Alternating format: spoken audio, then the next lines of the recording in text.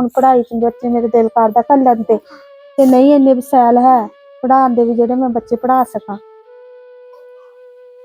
कोई साडी हैल्प करो भी चलो साडा कुछ बन जावे जां फिर राशन वगैरा जां साडी जगह बन जावे चलो जेह्ड़ा मैं अपने बच्चों नूं लैके बह सकां। बहुत मुश्किल हालात ने कदी रोटी पकदी है कदी नहीं पकदी बच्चे कदी भुखे रह जांदे ने फिर खाण नूं मंगदे ने कित्थों असीं देना इन्हां नूं।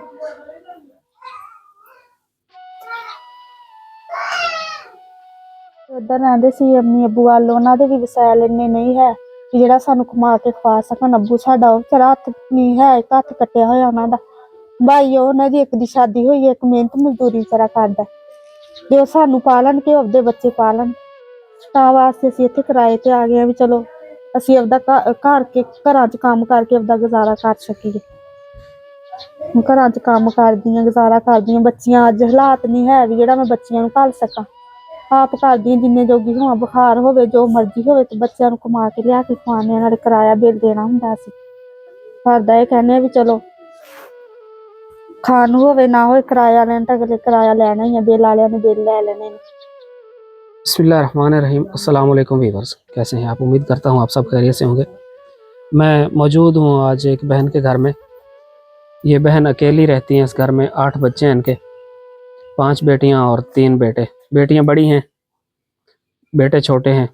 शौहर इनको छोड़ चुके हैं और मेरा वीडियो बनाने का मकसद ये है कि इनकी जो कहानी है, जो इनके हालात हैं वो आप लोगों को दिखाऊं और ताकि इनकी कुछ हेल्प हो सके। बाकी बाजी की जो कहानी है इन्हीं की ज़बानी आप तक पहुंचाते हैं। अस्सलाम वालेकुम बाजी, की हाल है? ठीक हो? हाँ जी ठीक ठाक। की नाम है तुहाडा? मेरा शगुफ्ता। ते की मजबूरियां ने तुहाडियां? जी भाई असीं किराए ते रैह्ने आं, कोई जगह नहीं है साडी अपनी रैहण वाली, ना कोई समान है, कोई चीज़ नहीं है। निक्के निक्के बच्चे ने, घरां च कम्म करदी आं, बच्चियां नूं भी नहीं घल्ल सकदी, आप कम्म करके गुजारा करदे आं, बहुत मुश्किल होया। असीं एह् कहने भी चलो कोई साडी हैल्प हो जाए, कोई साडी छोटा जिहा मकान बन जाए, कोई जगह बन जावे, चलो कोई राशन वगैरा लग जाए, असीं अपने बच्चों दा गुजारा कर सकीए। बिजली दा बिल आ जांदा, गैस दा आ जांदा, पानी दा आ जांदा, बहुत मुश्किल होया सानूं। कदी गुजारा हुंदा, कदी रोटी पकदी है, कदी नहीं पकदी। हुण किस तरह गुजारा कर रहे हो तुसीं? बस असीं घर च कम्म करके लोकां दा गुजारा करीदा, किराया दे के हटीदा, बिल आ जांदे ने, बिल दे के हटीदा, गैस दा आ गया, पानी दा आ गया, कदी रोटी पानी पकदी है, कदी नहीं पकदी।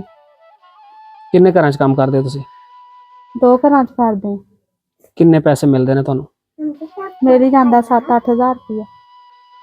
गुजारा हो जांदा उहदे नाल? हाँ जी बस बहुत मुश्किल जी गल है। हाँ जी। नाज़रीन, इस बहन का बताना है कि इनको शौहर छोड़ चुके हैं और ये लोगों के घरों में काम करके अपने बच्चों को लिए रिज़्क़ हलाल कमा रही हैं। बता रही हैं कि मकान का किराया, गैस, बिजली के बिल आ जाते हैं तो गुजारा बहुत ज़्यादा मुश्किल है। बाजी हुण तुसीं की कहना चाहते हो? मैं कहना चाहनी हाँ भी कोई साडी हैल्प हो जाए, कोई मकान साडी जगह बन जाए, मैं बच्चों नूं लैके किते बह जां, साडी जगह किराए ते जान छुट जाए, जां कोई साडा राशन वगैरा लग जाए जेह्ड़ा मैं अपने बच्चों नूं खवा लवां, कोई साडी हैल्प हो जाए। इंशाअल्लाह अल्लाह पाक कोई वसीला बनाएगा। तो कितना रेंट है तुहाडे मकान दा? ਇਹਦਾ ਅਸੀਂ 6000 रुपया ਦਿੰਦੇ ਹਾਂ। 6000 रुपए? ਹਾਂਜੀ। 7-8 हज़ार रुपए तुसीं कमाउंदे और 6000 रुपए मकान दा रेंट? ਹਾਂਜੀ। ते बिजली दे बिल, गैस दा बिल ਉਹ ਵੱਖਰੇ? ਹਾਂਜੀ ਉਹ ਵੱਖਰੇ। ਫਿਰ ਕਿੱਦਾਂ ਗੁਜ਼ਾਰਾ ਕਰਦੇ ਹੋ, ਕਿੱਦਾਂ ਮੈਨੇਜ ਕਰਦੇ ਹੋ ਫਿਰ? ਬਸ ਮਿਹਨਤ ਕਰਨੇ ਆ, ਕੋਈ ਹੈਲਪ ਕਰ ਦਿੰਦਾ, ਕੋਈ ਮਾੜਾ ਸਮਝ ਕੇ ਕੋਈ ਭੈਣ ਭਰਾ ਦੇ ਦਿੰਦਾ, ਕਰਕੇ ਤੇ ਇੰਝ ਹੀ ਆਪਣਾ ਗੁਜ਼ਾਰਾ ਕਰਦੇ ਆ। ਬੱਚੇ ਸਕੂਲ ਜਾਂਦੇ ਨੇ? ਹਾਂਜੀ नहीं है, एक बेटी जाती है स्कूल बस, बाकी कोई नहीं जाती है। नाजरीन, इनके घर के हालात बहुत ज़्यादा ख़राब हैं।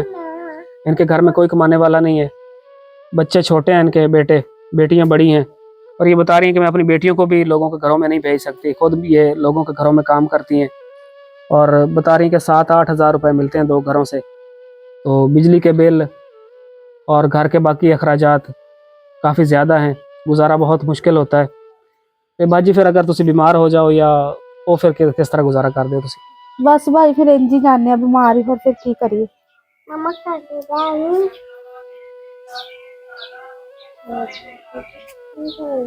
मजीद हुण तुसी की कहना चाहते हो? मैं कहना चाहने भी अपना घर बन जाए, ਚਲੋ ਮੈਂ ਆਪਦੇ ਬੱਚਿਆਂ ਨੂੰ ਲੈ ਕੇ ਆਪਦੇ ਘਰ 'ਚ ਬਹਿ ਜਾਵਾਂ ਤੇ ਆਹ ਕਿਰਾਇਆ ਤੇ ਸਾਡੀ ਜਾਨ ਛੁੱਟ ਜਾਵੇ ਤੇ ਚਲੋ ਕੋਈ ਰਾਸ਼ਨ ਵਗੈਰਾ ਜੇ ਲੱਗ ਜੇ ਉਹ ਮੈਂ ਆਪਦੇ ਬੱਚਿਆਂ ਨੂੰ ਖਵਾ ਸਕਾਂ। ਹਾਂਜੀ ਕੋਈ ਬੱਚਿਆਂ ਦੀ ਵਾਰੀ, ਬੱਚੀਆਂ ਵੱਡੀਆਂ ਨੇ ਹੁਣ ਜਵਾਨ ਆ, ਭਾਵੇਂ ਉਹਨਾਂ ਦੀ ਅੱਜ ਸ਼ਾਦੀ ਕਰ ਦਵੋ ਤੇ ਹੁਣ ਉਹਨਾਂ ਦੀ ਕੋਈ ਚੀਜ਼ ਵਗੈਰਾ नहीं है भी ਜਿਹੜਾ ਅਸੀਂ ਉਹਨਾਂ ਦਾ कुछ कर दईए। चले अल्लाह पाक को इंशाल्लाह वसीला बनाएगा। बाजी मैं थोड़ी वीडियो अपलोड करांगा, इंशाल्लाह अल्लाह पाक को ही अपना नेक सबब बनाएगा थोड़े वास्ते इंशाल्लाह। नाजरीन, आप लोगों ने इस बहन की बातें सुनी है। ये बहन बहुत मजबूर है, घर में कोई कमाने वाला नहीं है, बच्चियाँ बड़ी हैं, बच्चे छोटे हैं इनके। तो आप लोगों से दरख्वास्त है कि इनका साथ दें। ये कह रही हैं कि कोई माहाना राशन लग जाए या कोई इनके लिए कमरे का बंदोबस्त हो जाए, इनका अपना हो जाए। ये कह रही हैं कि मेरे चलो बच्चों को लेकर उसमें बैठ जाऊंगी। मेरी आप लोगों से दरख्वास्त है कि इनका साथ दें। शुक्रिया।